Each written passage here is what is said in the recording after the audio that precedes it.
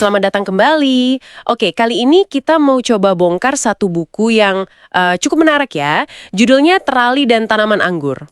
Iya. Karangan Tony Payne sama Colin Marshall itu kan? Betul.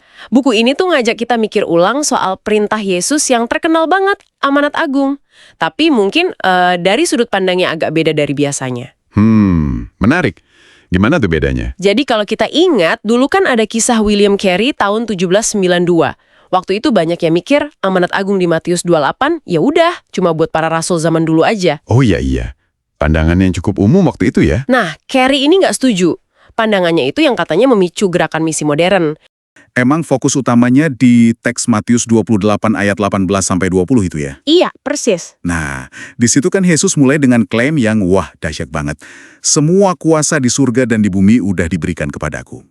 Ini penting banget nih. Kenapa tuh pentingnya? Soalnya ini kayak ngasih dasar gitu loh. Mengingatkan kita sama nubuat di Daniel 7 soal anak manusia yang dikasih kuasa atas semua bangsa. Jadi otoritasnya itu mutlak, nggak terbatas. Nah, dari situlah perintah selanjutnya keluar. Oke. Landasannya kuat ya. Terus perintahnya gimana? Nah, ini dia bagian yang sering mungkin agak miss ya. Kalau kita cek teks aslinya, kata kerja utamanya itu ternyata bukan pergi. Loh, bukannya biasanya ditekankan pergilah jadikan semua bangsa muridku? Nah, itu dia. Penekanannya sering di perginya. Tapi kalau dilihat strukturnya, kata kerja utama, perintah intinya, itu justru jadikanlah murid. Oh, jadi jadikanlah murid itu intinya. Betul. Kata-kata lain kayak pergi, atau mungkin lebih pas diterjemahin sembari kamu pergi, atau dalam perjalananmu, terus baptislah dan ajarlah, itu semua cara bagaimana kita menjalankan perintah utama tadi, menjadikan murid. Wah, ini lumayan menggeser fokus ya. Berarti bukan soal perginya yang utama, tapi hasil akhirnya, yaitu murid yang terbentuk. Tepat sekali. Jadi baptisan itu kayak tanda awal pertobatan, orang tunduk sama otoritas Yesus. Terus mengajarnya. Nah, mengajarnya itu juga bukan sekedar transfer ilmu gitu. Tapi lebih ke membimbing orang buat taat sama semua yang Yesus perintahkan. Mirip kayak yang Yesus lakuin ke murid-muridnya dulu. Supaya mereka benar-benar tumbuh gitu ya, kenal Yesus lebih dalam. Kayak yang di Lukas 24 juga kan soal pemberitaan pertobatan dan pengampunan dosa itu. Betul. Dan kalau kita pahami, pergi sebagai sembari kamu pergi atau dalam aktivitasmu sehari-hari, wah ini dampaknya gede. Maksudnya gimana tuh? Artinya, amanat agung ini bukan cuma buat misi lintas budaya atau ke luar negeri. Walaupun itu penting ya, jangan salah. Tapi ini jadi tugas normal, tugas utama di dalam gereja dan buat setiap orang percaya. Jadi di lingkungan kita sendiri, keluarga, kantor gitu? Iya, dimanapun kita ada. Kan kuasa Yesus nggak dibatasi tempat, berlaku di mana aja.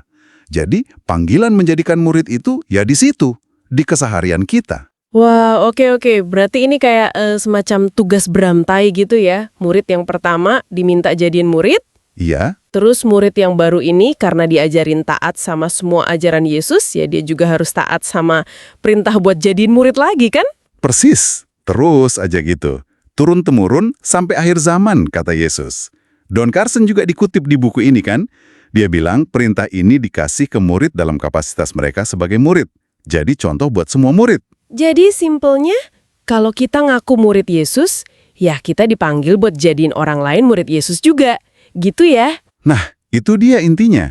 Dan dari situlah metafora utama buku ini muncul. Terali dan tanaman anggur. Terali itu ibaratnya semua struktur pendukung di gereja. Program, gedung, panitia, rapat, acara, kegiatan rutin. Ya pokoknya kerangkanya lah. Oke, kerangka atau wadahnya gitu ya. Terus tanaman anggur. Tanaman anggur itu ya pertumbuhan murid yang sejati. Orang-orang yang hidupnya beneran diubahkan Injil, makin dewasa imannya, makin berbuah. Nah, kata buku ini, tujuan utama pelayanan itu ya numbuhin si tanaman anggur ini. Bukan cuma sibuk bangun atau ngerawat terali. Tapi bukannya terali itu penting juga ya buat menopang tanaman anggur? Oh, penting. Penting banget malah. Terali yang sehat itu membantu pertumbuhan anggur.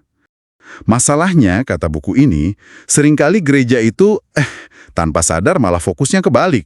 Kebalik gimana? Lebih sibuk sama teralinya, sibuk sama program, struktur, tradisi, ngurusin organisasi, bikin acara keren, sampai lupa tujuan utamanya apa.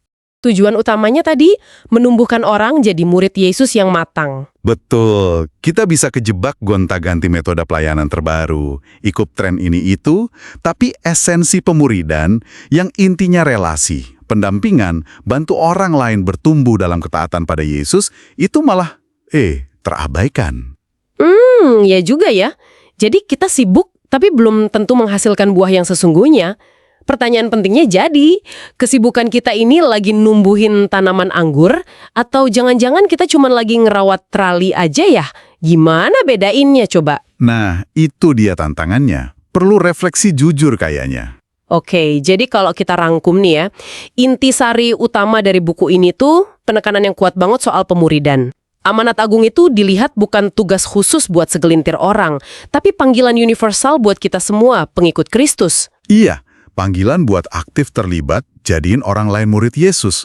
Dimulai dari mana? Ya dari kehidupan kita sehari-hari. Dan fokusnya harus selalu ke pertumbuhan orangnya, tanaman anggur, bukan cuma sekedar jalanin program atau struktur trali. Betul sekali. Nah, ini mungkin ninggalin satu pertanyaan buat kita renungkan ya, buat Anda juga yang dengerin. Apa tuh pertanyaannya? Kalau tujuan utamanya memang menghasilkan murid yang kemudian menghasilkan murid lagi, coba deh kita lihat aktivitas dan prioritas kita dalam hidup beriman, baik secara pribadi maupun bareng-bareng di komunitas. Apakah aktivitas dan prioritas itu udah mencerminkan fokus ke tanaman anggur tadi? Iya, atau jangan-jangan energi kita, waktu kita, sumber daya kita lebih banyak kesedot buat ngerawat trali. Atau kita beneran lagi sungguh-sungguh ngurusin pertumbuhan tanaman anggur di sekitar kita. Itu yang perlu kita tanya ke diri sendiri.